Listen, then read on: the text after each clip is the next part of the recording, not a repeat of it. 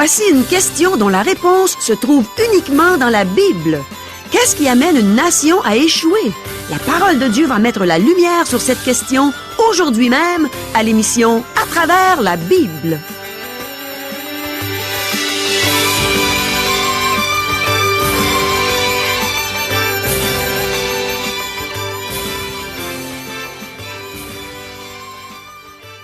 Chers auditeurs, pour en savoir davantage sur le contenu de cette émission, vous pouvez contacter en tout temps Radio Espoir via Internet à www.radioespoir.ca ou par téléphone, sans frais, au 1-877-l'Espoir, 1-877-537-7647.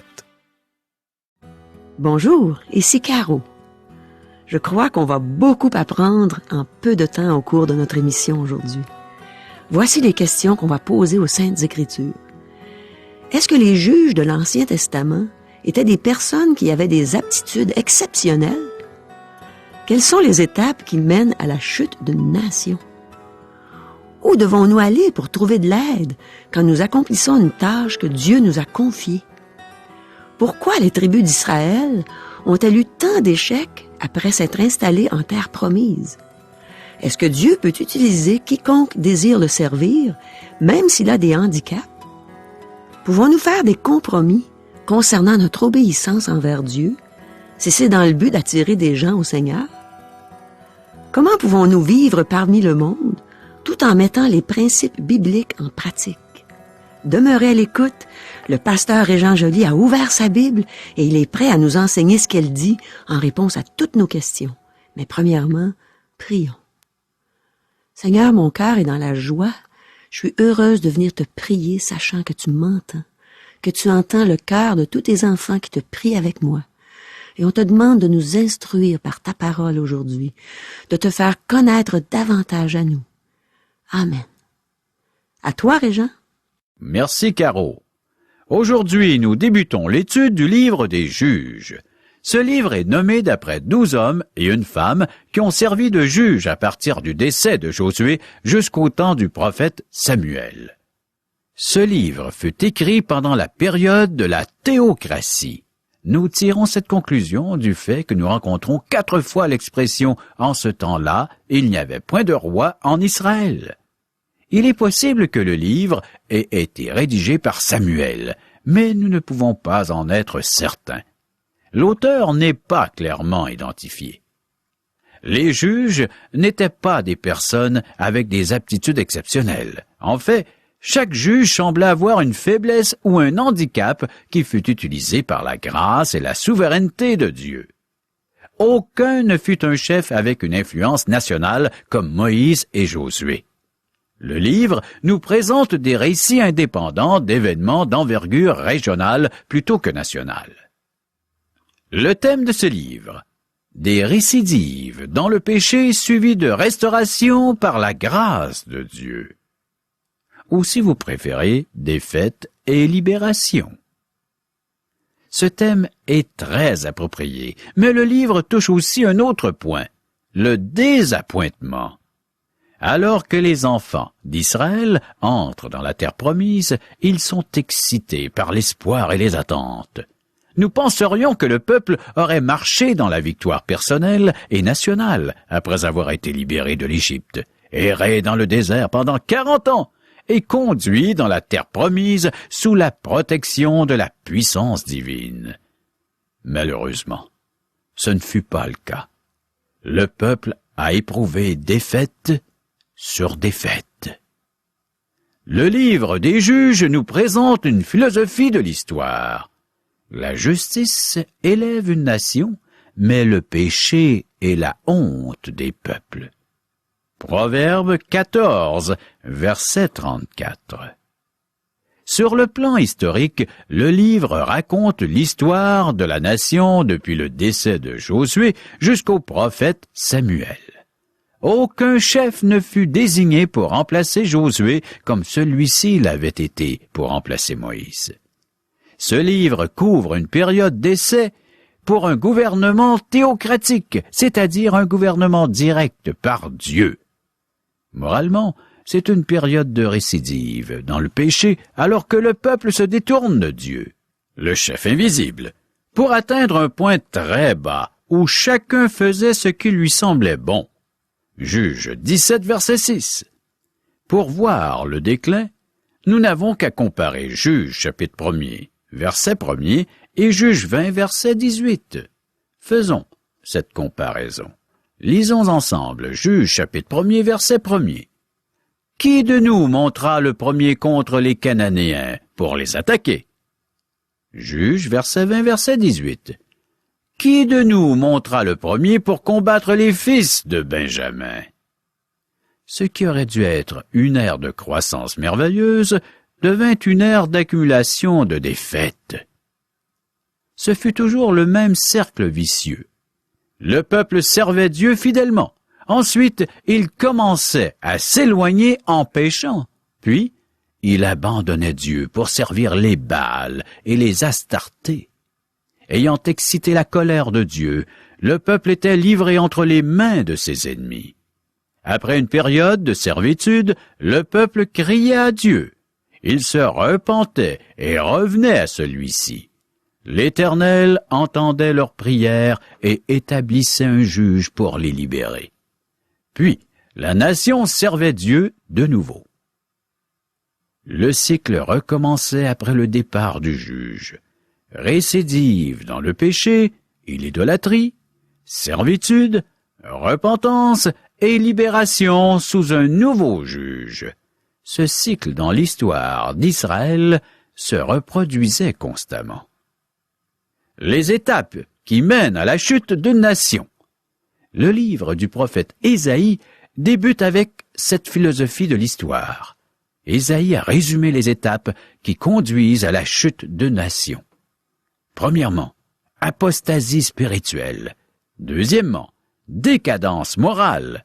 Troisièmement, anarchie politique.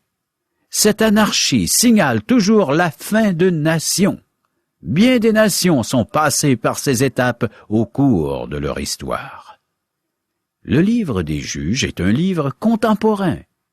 Voici une citation du général Douglas MacArthur. Dans ces jours de tempête qui s'annoncent, alors que la décadence morale du pouvoir politique se propage, il est essentiel que les forces spirituelles se mobilisent pour défendre le fondement religieux sur lequel est construite la nation. C'est ce fondement qui a donné l'impulsion pour notre croissance morale et nationale. L'histoire ne peut nous présenter aucun cas de déchéance morale qui n'a pas abouti à un déclin politique et économique, soit qu'un réveil spirituel ait enrayé la décadence morale, soit que la détérioration progressive a conduit à un désastre national. Le premier chapitre nomme 9 tribus qui n'ont pas chassé les Cananéens de leur territoire. Ruben, Gad et Issachar ne sont pas mentionnés, mais nous pouvons présumer que ces tribus ont aussi négligé de chasser l'ennemi. Chaque tribu avait son ou ses adversaires, et elles ne se sont jamais unies pour en battre un en particulier. C'est au verset 3 que nous dénotons pour la première fois la nature du problème alors que Juda demande l'aide de Siméon pour chasser les Cananéens sur son territoire. Chers amis, débutons la lecture de ce nouveau livre. Le livre des Juges, chapitre 1er, verset 1er.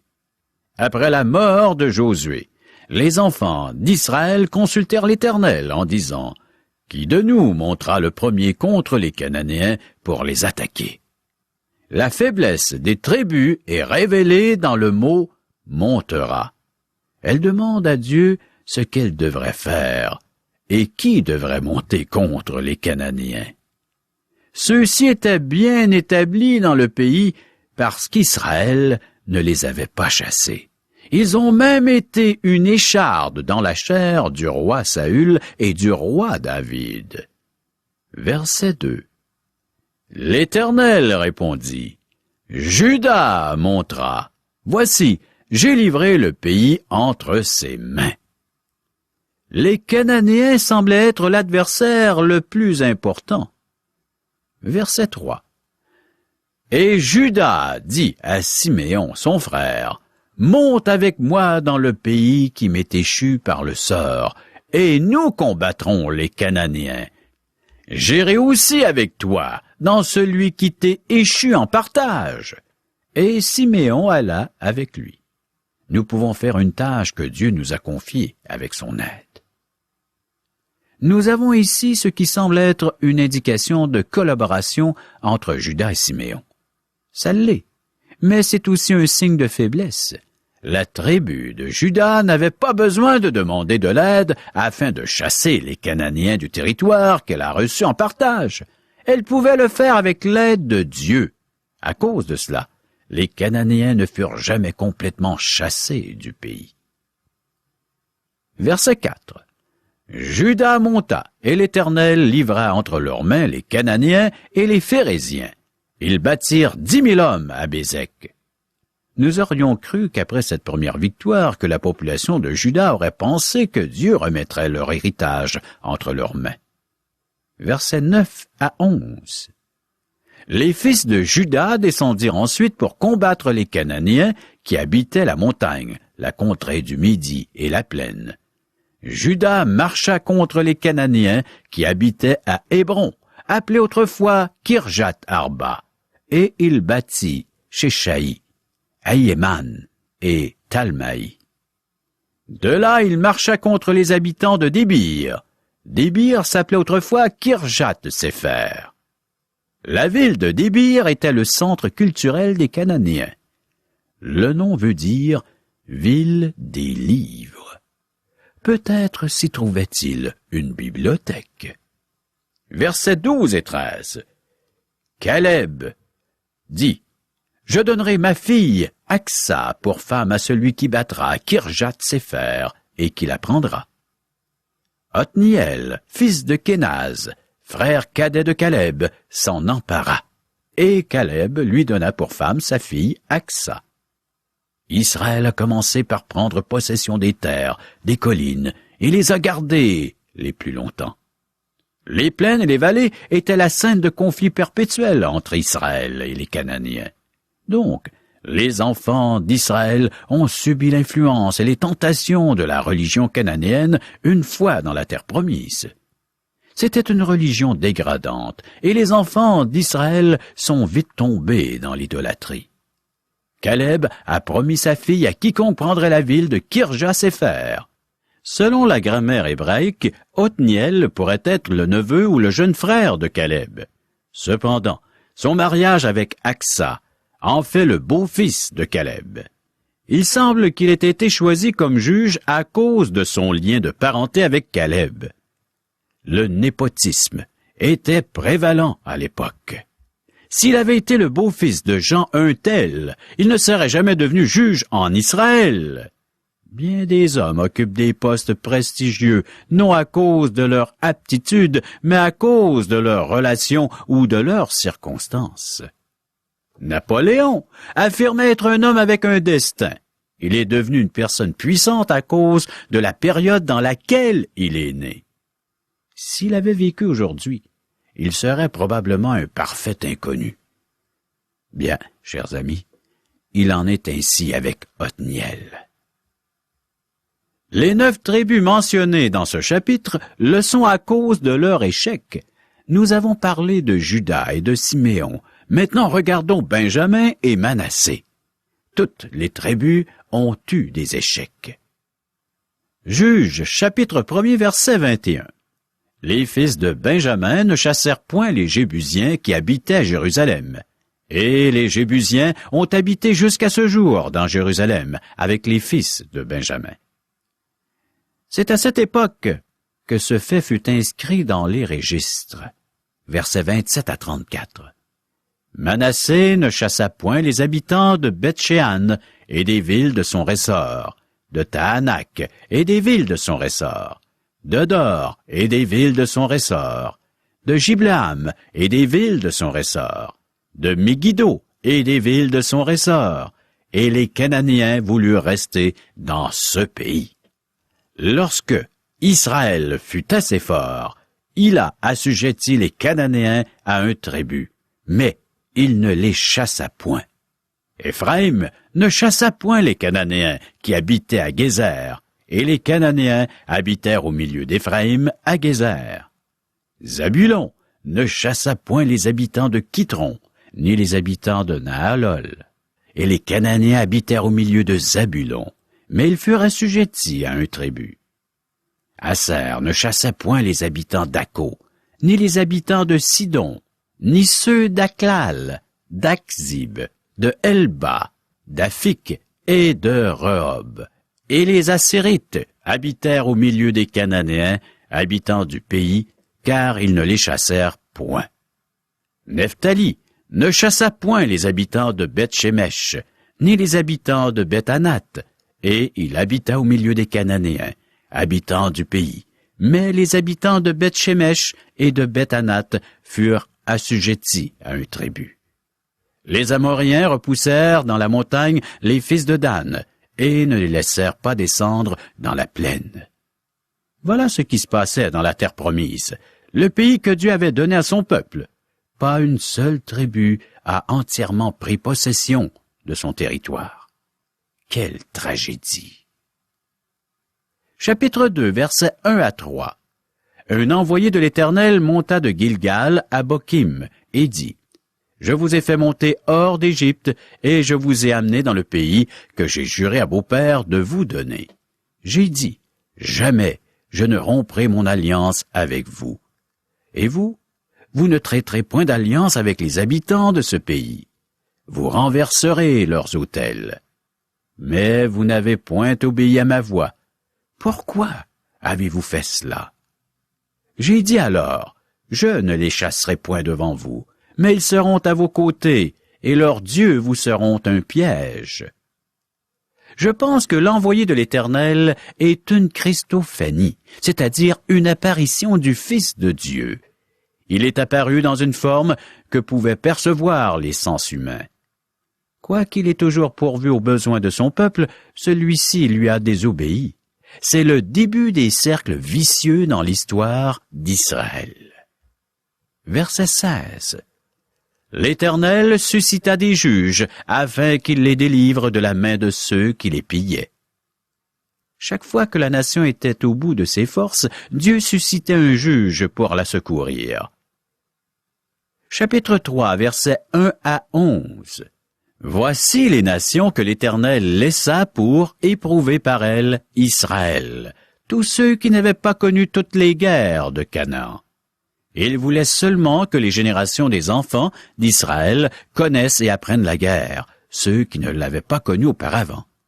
Ces nations étaient les 5 princes des Philistins, tous les Cananéens, les Sidoniens et les Éviens, qui habitaient la montagne du Liban, depuis la montagne de Baal-Hermon jusqu'à l'entrée de Hamath. Ces nations servirent à mettre Israël à l'épreuve, afin que l'Éternel sache s'ils obéiraient au commandement qu'il avait prescrit à leur père par Moïse.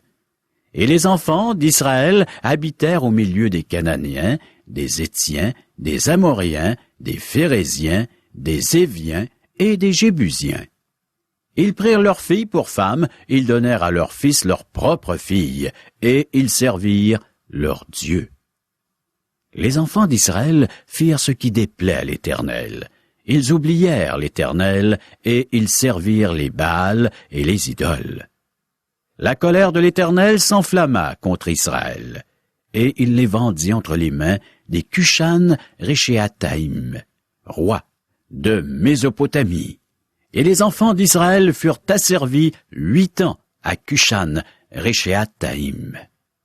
Les enfants d'Israël crièrent à l'Éternel, et l'Éternel leur suscita un libérateur qui les délivra, Othniel, fils de Kénaz, frère cadet de Caleb. L'esprit de l'Éternel fut sur lui. Il devint juge en Israël, et il partit pour la guerre. L'Éternel livra entre ses mains Cushan-Rishéataïm, roi de Mésopotamie, et sa main fut puissante contre Cushan-Rishéataïm. Le pays fut en repos pendant 40 ans, et Othniel, fils de Kénaz, mourut.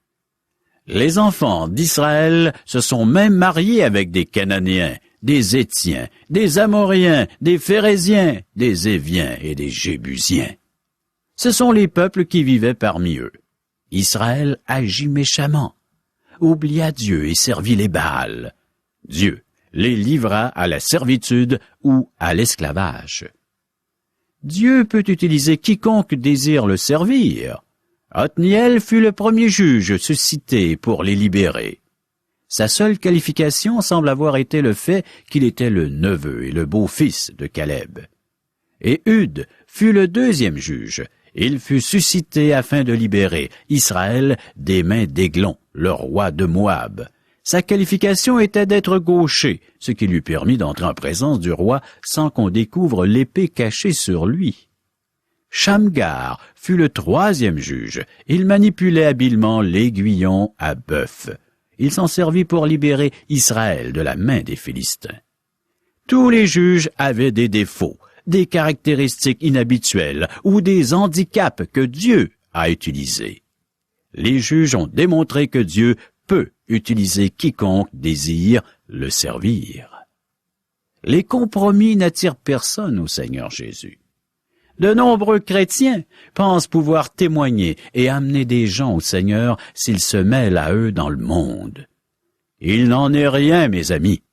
Israël a fait des compromis et ce ne sont pas les Cananéens qui sont venus à l'Éternel, mais plutôt Israël qui s'est détourné de Dieu pour servir des idoles. Les mariages entre Israël et les ethnies du pays n'ont pas converti ces gens. Les Philistins ne se convertirent pas sous l'influence d'Israël. Au contraire, ces peuples se sont virés contre le peuple de Dieu. Samson dut les combattre, et quelques siècles plus tard, David dut en faire autant. Les compromis n'attirent pas les gens à Dieu. En fait, ils ne voient pas la différence entre eux et entre les croyants. En se mêlant aux autres peuples, les enfants d'Israël sont tombés dans l'apostasie. Ils ont tranquillement adopté les croyances des Cananéens, leur façon de penser. Et éventuellement, ils ont servi les idoles ou les dieux des Cananéens. Cela a entraîné le châtiment du peuple de Dieu. Il a de nouveau livré son peuple à la servitude. Celui-ci a dû se repentir et crier son Dieu pour avoir du secours. Dans sa grâce et sa compassion, Dieu leur a suscité Othniel, un juge, afin qu'il libère ses enfants. Othniel fut le premier juge et l'un des meilleurs. Il n'y a pas grand critique à faire à son sujet. Il a délivré les enfants d'Israël, cependant, il n'est pas devenu un juge à cause d'aptitudes exceptionnelles, mais parce qu'il était neveu et beau-fils de Caleb. Cependant, cela n'empêcha pas Dieu de l'utiliser. Il est étonnant de voir quel type de personne Dieu peut parfois utiliser. C'est peut-être la raison pour laquelle il se sert de vous et de moi. Je vous cite un texte du Nouveau Testament. « Ne vous mettez pas avec les infidèles sous un joug étranger, car quel rapport y a-t-il entre la justice et l'iniquité? Ou qu'y a-t-il de commun entre la lumière et les ténèbres? Quel accord y a-t-il entre Christ et Bélial? Ou quelle part a le fidèle avec l'infidèle? Quel rapport y a-t-il entre le temple de Dieu et les idoles? » 2 Corinthiens chapitre 6, versets 14 à 16. Tu es né de nouveau? Tu as reçu Jésus comme sauveur personnel? Mais l'as-tu établi comme Seigneur qui règne dans ta vie? Chers amis, prochaine émission, Juge chapitre 3, verset 12 à chapitre 4. Merci, Régent. J'ai vraiment reçu un grand encouragement au cours de cette émission. Spécialement quand Régent a mentionné que les juges d'Israël n'étaient pas des personnes qui avaient des aptitudes exceptionnelles et que même chaque juge semblait avoir une faiblesse ou un handicap qui était utilisé par la grâce et la souveraineté de Dieu. Ce n'est pas la première fois qu'on entend ce genre de choses au cours de nos émissions.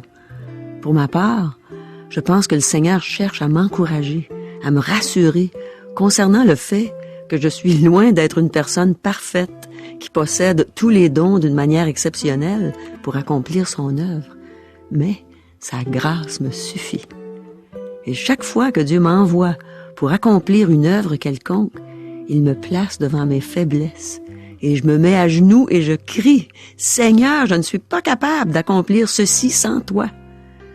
Je ne peux pas partir sans être assuré que tu es avec moi.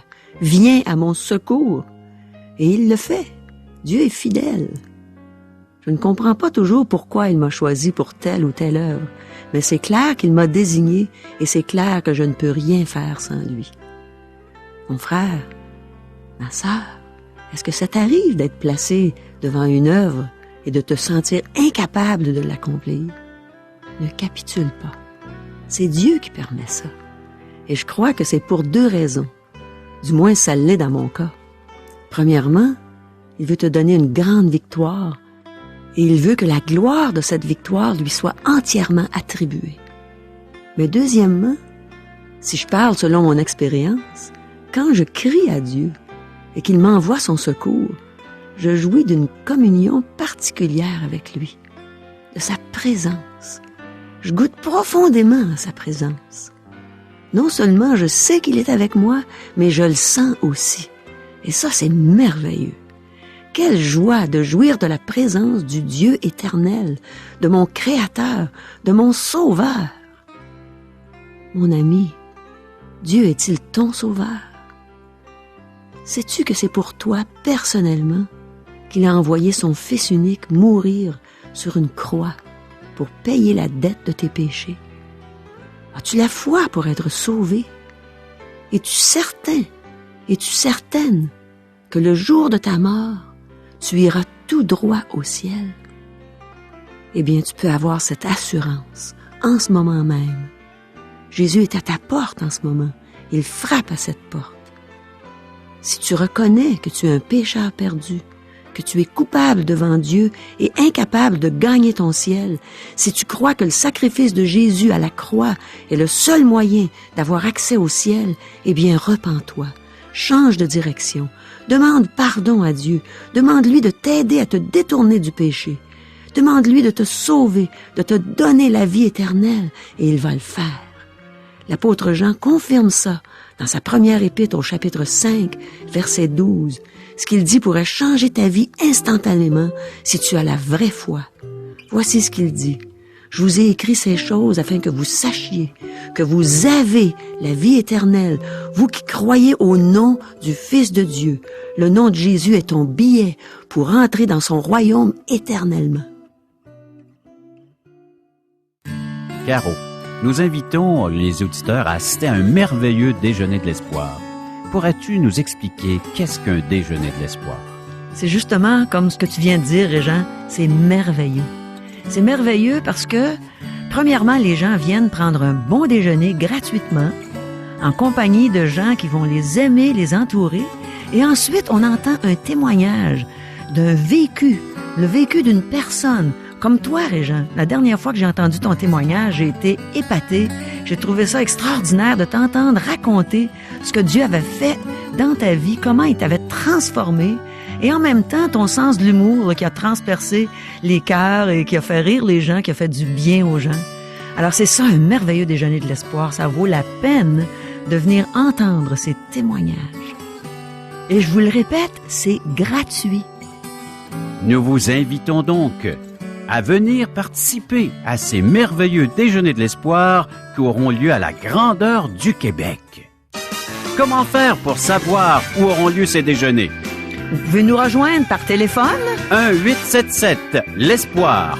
1-877-537-7647 ou via courriel à www.radioespoir.ca ou à notre adresse postale. Radio Espoir, casier postal 34 Charlebourg, province de Québec, le G1G 6P2. Au revoir. Bye bye.